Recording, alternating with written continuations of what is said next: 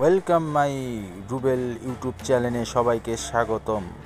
আবারও চলে আসলাম নতুন একটি ভিডিও নিয়ে। এই ভিডিওতে দেখাবো নদী থেকে কিভাবে মাছ সংগ্রহ করে এই শীতের মধ্যে মাছ বাজারজাত করে, সেটাই দেখানোর জন্য আজকের এই ভিডিও।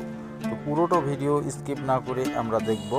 তো এই ভিডিওটি আশা করি আপনাদেরকে খুব ভালো লাগবে।